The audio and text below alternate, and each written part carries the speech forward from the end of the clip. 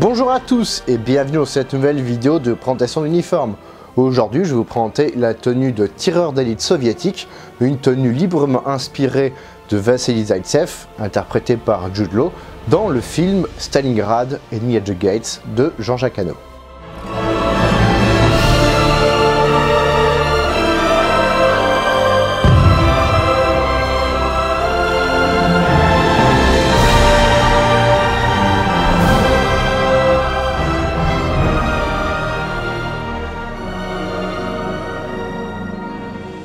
Avant toute chose, je me dois de vous préciser certains points très importants. Tout d'abord, cette vidéo n'est qu'une base qui vous servira à vous constituer votre tenue. Elle ne constitue en aucun cas une bible et il n'est pas exclu que je puisse faire des erreurs. Si c'est le cas, n'hésitez pas à laisser un commentaire puisque chacun peut apporter sa pierre à l'édifice. Vous pourrez facilement me contredire avec des photos d'époque, bien sûr, mais il ne faut pas oublier que ce n'est pas parce qu'un équipement est pris en photo qu'il était réglementaire et ce n'est pas parce qu'un équipement n'apparaît pas sur les photos qu'il n'a jamais existé. Vous retrouverez la liste complète de tous les éléments que je vais vous présenter, que je porterai sur moi, dans la description de cette vidéo, avec le timing correspondant. Ce listing pourra vous servir à faire vos différentes recherches.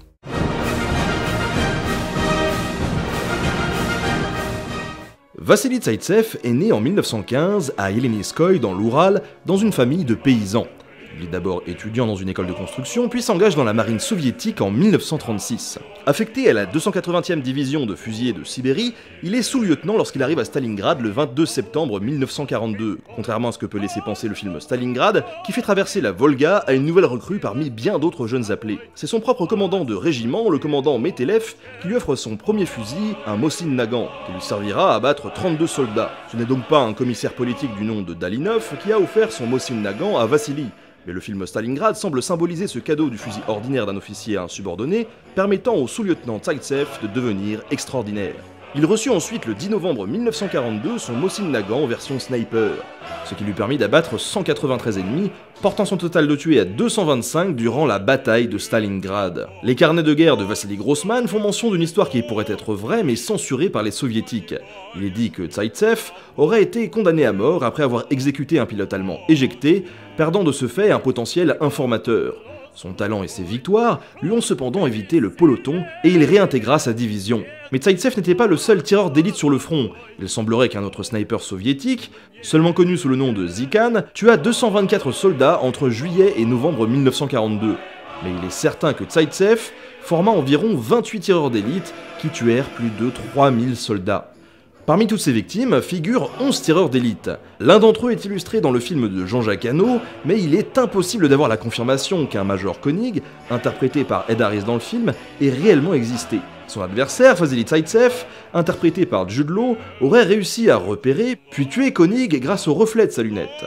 Et c'est uniquement une fois que sa mort fut confirmée que Zaïtsev apprit que Koenig était directeur d'une école de snipers à Berlin. Ceci était la version donnée par la propagande soviétique, relayée en partie par le film d'Hano. Certains récits ne font d'ailleurs pas mention du major Koenig, mais du major Heinz Torvald. Or, 3 problèmes se posent, soulignés par les historiens. Tout d'abord, Zaïtsev, malgré les descriptions précises de ses exploits, n'a jamais réussi à dater la date de la mort du tireur allemand. Ensuite, il n'existait pas d'école de sniper basée à Berlin entre 1942 et 1943. Et enfin, le major Koenig, ou Heinz Torvald, n'a jamais été mentionné dans les archives allemandes pourtant très précises. La lunette, déclarée comme appartenant à Torvald, est exposée à Moscou, mais la propagande soviétique de l'époque semble avoir fait un excellent travail pour redonner morale aux troupes. Il semblerait donc que ce duel n'ait jamais existé, Zaïtsev ayant lui-même des versions différentes suivant les années de ses interviews après la guerre. Vassili Zaïtsev fut très grièvement blessé aux yeux à cause d'une mine en janvier 1943, et il ne put être soigné que grâce à sa notoriété. Ainsi, il fut soigné par l'un des meilleurs médecins de Moscou, le professeur Vladimir Filatov, et retourna ensuite au front et finit la guerre avec le grade de capitaine, avant de devenir directeur d'usine à Kiev. Il rédigea également 2 manuels sur le tir de précision. Sa méthode de chasse par 6 est encore enseignée de nos jours, et elle permet de couvrir un point par un feu croisé de 3 binômes tireurs-observateurs. Les soviétiques n'avaient que rarement des tireurs d'élite isolés. Ils étaient toujours en groupe pour une meilleure protection et surveillance, un sniper n'ayant qu'un petit angle de vue dans sa lunette. Zaïtsev mourut à l'âge de 76 ans à Kiev. Sa tombe se trouve à Volgograd, sur la colline Mamayev, au pied de la statue de la mère patrie. Il n'est absolument pas le meilleur tireur d'élite de la Deuxième Guerre mondiale, et je vous invite à aller voir l'histoire de Simo Aya, un Finlandais, qui est considéré comme le meilleur sniper de la Seconde Guerre, et même de l'histoire.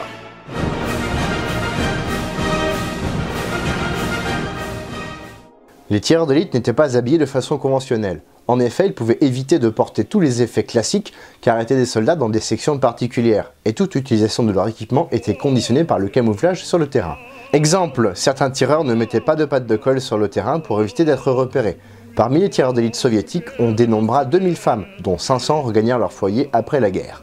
La légende dit qu'un sniper allemand voyant une femme dans sa lunette aurait un moment d'hésitation, que la femme n'aurait pas eu dans le cas inverse. Le pantalon M1935 est le seul et unique modèle de pantalon porté par la troupe soviétique durant la Seconde Guerre mondiale. Réalisé en coton brun, il se ferme par 4 boutons et un crochet métallique. Une martingale à l'arrière permet de procéder à un premier réglage. Des passants permettent de glisser une ceinture pour compléter le serrage à la taille. Des liens sont disposés sur le bas des manches, ils sont à nouer sur les mollets pour un meilleur maintien du pantalon dans les bottes. Il s'agit ici d'une copie chinoise de piètre qualité, comme l'atteste la patine due uniquement à la machine à laver. Lorsque les bottes n'étaient pas portées, des brodequins étaient utilisés. Les tireurs d'élite pouvaient d'ailleurs plus facilement opter pour cette solution, les brodequins permettant une meilleure mobilité lorsqu'il fallait ramper. Il s'agit ici de brodequins en cuir retourné américain, les brodequins soviétiques étant plus compliqués à trouver. La semelle soviétique était en caoutchouc, comme le modèle américain, contrairement au modèle allemand qui était en cuir avec des clous. Il n'était cependant pas impossible de retrouver du matériel américain grâce au programme Pre-Buy, qui a fourni quantité de matériel aux soviétiques. Les bandes moltières étaient destinées à éviter que la boue et l'eau ne rentrent dans les chaussures, ce qui arrivait avec des bottes lorsqu'il fallait ramper. Il s'agit à nouveau d'une copie chinoise de mauvaise qualité et qui tiennent très mal au mollet. Attention à bien les installer sous peine de rapidement les perdre. La vareuse, aussi appelée Gimnastiorka, est de modèle M35. Elle se reconnaît grâce à ses poches de poitrine et ses pattes de colle. L'origine militaire de la blouse date de la fin du XVIIIe siècle, où elle était réservée pour les exercices et les corvées. Elle était blanche à l'origine, mais il fut décidé de la teindre en kaki durant la guerre russo-japonaise en 1904-1905. Sa conception évolue ensuite au fil des années, avec notamment la suppression des pattes d'épaule après la chute du tsar, l'ajout puis la suppression de poches sur le bas de la vareuse, apparition des boutons frappés aux couleurs de l'Union soviétique, apparition d'un modèle été et d'un modèle hiver. Ainsi naquit la blouse M29, remplacée par la blouse M35. Les boutons de la fente de la poitrine sont à nouveau dissimulés par une bande de tissu. Les pattes de colle sont couleur bordeaux avec liseré noir, symbole de l'infanterie. En 1941, il fut décidé de changer la couleur par du vert kaki, mais cette nouvelle couleur d'insigne fut très peu fabriquée et encore moins portée. Il était cependant courant de ne pas avoir de pattes de colle pour les hommes de la troupe, comme on peut le voir dans le film Stalingrad de Hanno. Le bonnet de police, appelé pilotka, est en toile kaki clair. Il existe de nombreuses couleurs suivant l'âge ou la fabrication de la pilotka. Le modèle n'a guère évolué depuis sa création et un modèle en laine brune fait son apparition en 1941 pour l'hiver. Une étoile rouge émaillée vient se placer sur l'avant du calot, étoile qui sera remplacée ensuite par un modèle en fer, peint en vert, qui sera moins visible. A noter que les officiers avaient leur propre modèle de pilotka. Il s'agit ici d'un calot original daté des années 80, mais tout à fait utilisable en reconstitution. La Telogreika M1932 est une veste matelassée couleur kaki et dotée d'une rangée de 5 boutons pour fermer le rabat gauche sur le rabat droit. Cette veste était destinée à être portée par-dessus la Gimnastiorka et les pattes de colle étaient prévues pour être passées par-dessus la veste matelassée, ceci afin de pouvoir identifier le grade du soldat. Elle comporte une martingale de serrage à l'arrière et de petites poches sur les côtés. Elle est normalement apportée avec un pantalon matelassé également, mais j'ai choisi de ne pas en mettre un, les stocks n'étant pas forcément disponibles pour toutes les pièces d'uniforme à Stalingrad. Il s'agit ici d'une copie faite sur mesure par un célèbre fabricant biélorusse.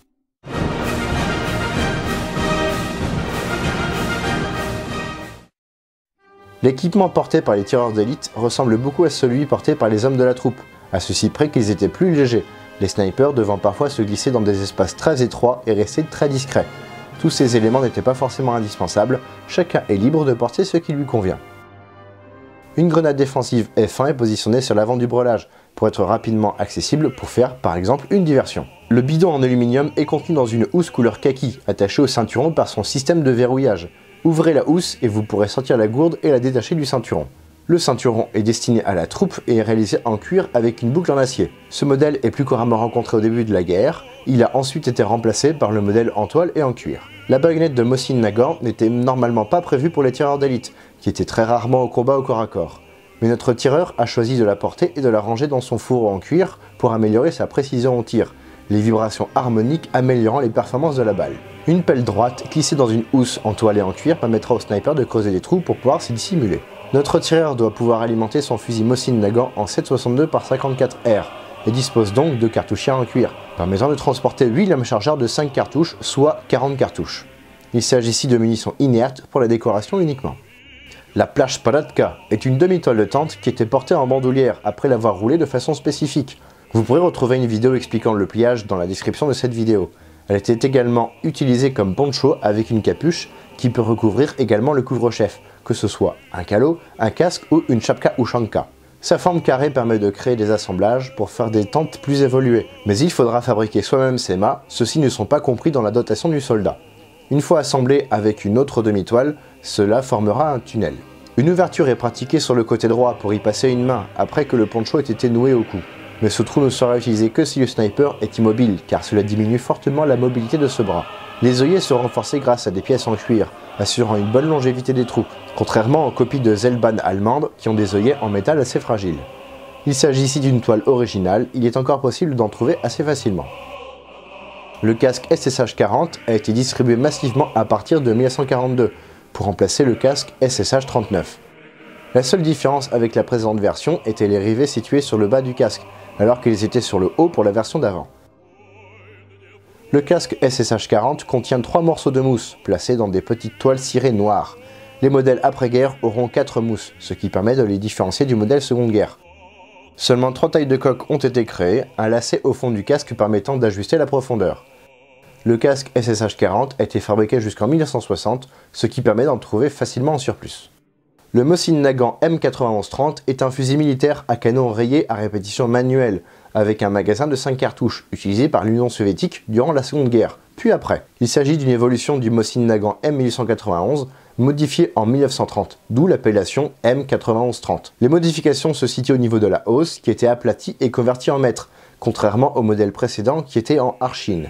Il y eut également un raccourcissement de 9 cm du canon. En 1932 est créé le modèle pour tireur d'élite, avec un support fixé sur le côté de l'arme, accueillant une lunette de type PU, grossissement 3,5. Le rail est déporté sur le côté gauche pour permettre la manipulation du levier d'armement, qui était allongé et plié pour éviter un contact avec la lunette. Il sera possible d'enrouler de la toile de jute par-dessus le fusil, attaché avec de la ficelle légère. Vous pourrez également utiliser un drap blanc pour les campagnes d'hiver. Le Mosin Nagant a été décliné en 2 versions courtes, le M38 et le M44, dotés d'une baïonnette escamotable. Ces modèles n'ont en revanche jamais reçu de lunettes PU de manière officielle. Voici le rendu général de l'uniforme, librement inspiré de la tenue de Jude Law dans le film Stalingrad. Les tireurs d'élite pouvaient également avoir des tenues de camouflage, avec différentes couleurs et différents motifs possibles. Le plus connu était le camouflage appelé Amoeba, et différentes nuances furent créées pour correspondre aux saisons. Ce camouflage fut créé en 1938 et les 2 teintes les plus répandues furent le fond brun ou le fond vert avec des taches marron. Le fusil montré ici est une réplique d'Airsoft de la marque Zeta Lab. Vous pourrez retrouver le lien de la revue dans la description de cette vidéo. A noter que cette marque n'existe plus depuis des années, mais vous pourrez retrouver cette réplique chez d'autres fabricants. Suite à la guerre d'hiver contre la Finlande, une tenue blanche est créée. La tenue de camouflage était réalisée en coton blanc et était réputée pour être fragile. Après 3 ou 4 patrouilles, la tenue devait être changée. Elle est très ample pour pouvoir porter des vêtements chauds en dessous, dont un gilet matelassé qui est ici absent. Elle est dotée d'ouvertures sur le côté afin de pouvoir accéder aux poches de la veste matelassée M1932. Elle comporte une capuche et des liens aux extrémités pour faciliter les mouvements. Des gants sont intégrés à la tenue. C'est ici une tenue blanche de type 2, en 2 éléments, la tenue de type 1 étant une simple chasuble. La tenue type 1 est apparue en 1940 et se fermait par 9 boutons. La tenue type 2 est, quant à elle, apparue en 1941. Cet effet n'a qu'un but esthétique et non pour tenir chaud.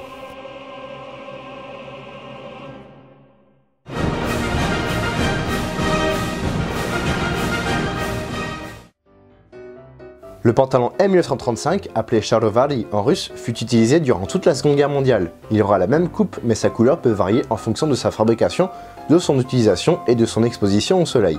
Il s'agit ici d'une copie chinoise qui vieillit très mal, surtout avec la machine à laver. Il se sert grâce à une martingale à l'arrière et peut accueillir une ceinture dans les passants à la taille. Un crochet métallique permet également de soulager une éventuelle pression au niveau des boutons à l'avant. Des liens permettent de nouer le pantalon au mollet pour faciliter son insertion dans les bottes ou les bandes moltières. Les brodequins sont la solution cheap du soldat, le cuir étant une matière qui venait rapidement à manquer durant les conflits longue durée. Il possède une semelle en caoutchouc, mais le schéma de la semelle était différent. Elle comportait des petits picots, car il s'agit ici de brodequins américains, qui peuvent avoir été fournis par le pré-buy entre les USA et l'URSS. Les bandes moltières permettent d'éviter à l'eau, le sable et à la terre de rentrer dans les chaussures. Il s'agit ici d'une copie de bande moltière de piètre qualité, préférée des bandes plus solides. La Gimnastiorka est la vareuse réglementaire de l'armée soviétique. Il s'agit ici de la version M35, reconnaissable à ses pattes de colle et ses poches, ainsi que sa bande de tissu dissimulant les boutons de fermeture sur le torse. Les pattes de colle sont ici typiques de l'infanterie, reconnaissables grâce à l'insigne et la couleur des pattes, bordeaux avec un liseré noir. Des boutons viennent fermer les manches et un crochet, absent sur cette copie achetée d'occasion, permet de verrouiller les deux rabats du col. Il faudra penser à ajouter un faux col blanc qui dépasse légèrement sur le cou. La Telogreïka, ou veste matelassée, est ici de modèle 1932. C'est un vêtement indispensable pour les hivers russes, réputé pour être très difficile. Une martingale à l'arrière permet de serrer la veste au mieux sur votre corps. Il existe une autre version de cette veste, apparue le 25 août 1941, qui comprend des pattes de colle type 1941 sur la veste matelassée, et qui est réversible en blanc à l'intérieur. Mais le modèle le plus courant était celui-ci, le modèle 1932. Le kalo ou pilotka en russe était le couvre-chef le plus couramment rencontré et qui n'a quasiment pas évolué depuis la Seconde Guerre. Il est fait de coton brun avec une étoile rouge émaillée ou une étoile en fer peinte en vert. Il est apporté sur un côté de la tête et peut même être porté par-dessous le casque SSH-40. Comme on peut le voir, il s'agit d'un modèle original mais fabriqué dans les années 80, mais qui peut être porté en reconstitution. Il pourra vous paraître clair, mais toutes les teintes étaient utilisées pour la fabrication de ce kalo. Le casque SSH-40 est une évolution du casque SSH-39, lui-même une évolution du SSH-36. Ce casque dispose de 3 morceaux de mousse disposés dans de la toile cirée noire, maintenue au fond par un lacet de serrage blanc. La jugulaire a été légèrement passée à la javel, la couleur d'origine étant le vert olive, typique des jugulaires après-guerre. Attention à ne pas enlever l'extrémité métallique sur le passant mobile de la jugulaire, comme j'ai pu le faire par erreur. Cela va grandement fragiliser votre sangle en toile. La plage palatka est une demi-toile de tente qui peut s'utiliser comme poncho, que ce soit pour se protéger de la pluie, la toile étant relativement imperméable, ou pour se camoufler. On retrouve des œillets renforcés avec des pièces de cuir, conférant une meilleure solidité que son homologue allemand. Il est possible de fermer le poncho grâce à des boutons en bois, à passer dans des boutonnières. Sa capuche permet de protéger également le couvre-chef du soldat, que ce soit une chapka ou shanka, un casque SSH-40 ou la pilotka. Assemblé avec une autre demi-toile, cela formera une tente en tunnel, sur laquelle il faudra ajouter 2 bâches supplémentaires, ainsi que des piquets, pour faire une tente fermée. Pour replier votre toile sur votre paquetage, il y a une méthode à appliquer, dont vous pourrez retrouver le lien dans la description de cette vidéo. Le brelage est ici en version légère, le sniper devant être mobile. Il n'emportera avec lui que le strict nécessaire. Certains éléments comme le sac à pain ou le sac à dos seront volontairement laissés au campement ou dans les baraquements où vont dormir les équipes snipers. Les cartouchières de Mosin Nagant vont permettre de transporter 40 cartouches. Une grenade défensive F1 sera placée sur le ceinturon, à côté d'un bidon en aluminium, glissé dans une housse en toile kaki. Un ceinturon en cuir pour la troupe permet de transporter tout l'équipement qui compose le brelage. Une baïonnette ainsi que son fourreau en cuir seront également placés sur le ceinturon. A noter que le fourreau était peu utilisé, nombre de soldats préférant transporter leur baïonnette directement sur le fusil. Une pelle droite, rangée dans sa housse en cuir et en toile, permettra de creuser des trous et des abris. Un pochon blanc avec marquage permet de transporter la tenue de camouflage blanche. Elle est de 2e type, il s'agit ici d'un modèle d'après-guerre, strictement identique au modèle apparu en 1941. Cette tenue est en 2 parties indépendantes et chaque extrémité est dotée d'un lien permettant le serrage pour être au plus près du corps. Cette tenue n'est qu'esthétique et n'offre aucune protection contre le froid. Des gants sont incorporés à la blouse blanche et une capuche permet de recouvrir le casque ou la chapka, qui sera apportée en dessous. On peut retrouver des ouvertures sur les flancs afin de pouvoir accéder au brelage, lorsqu'il est porté sous la blouse ou pour accéder aux poches de la Telogreïka. Le fusil Mosin Nagant 9130 est ici présenté dans sa version tireur d'élite, avec une lunette type PU grossissement 3,5 montée sur un support latéral, directement vissé dans le corps de l'arme. Le bois est spécialement découpé pour libérer cet emplacement. Le levier d'armement est coudé afin de pouvoir manipuler la culasse sans gêne avec la lunette. Il sera possible d'ajouter de la toile de jute avec des liens en simple ficelle sur l'arme afin de parfaire son camouflage. En hiver, des bandes de tissu blanc enroulées permettront de dissimuler au mieux l'arme. Il s'agit ici d'une réplique d'Airsoft de la marque Zetalab. Vous retrouverez le lien de la vidéo de présentation de la réplique dans la description de la vidéo. Voici ce qui conclut cette vidéo de présentation d'uniforme, j'espère qu'elle vous aura plu. Si c'est le cas, n'hésitez pas à partager la vidéo, à laisser un pouce bleu, à laisser un commentaire et à vous abonner à ma chaîne si ce n'est pas déjà fait. Je tiens également à remercier Nota Bene pour sa précieuse collaboration. Si vous ne connaissez pas encore sa chaîne, je vous invite à la découvrir en suivant le lien ici. Quant à moi, je vous donne rendez-vous prochainement pour une nouvelle vidéo de présentation d'uniforme ou de réplique ou autre chose. Das Vitania!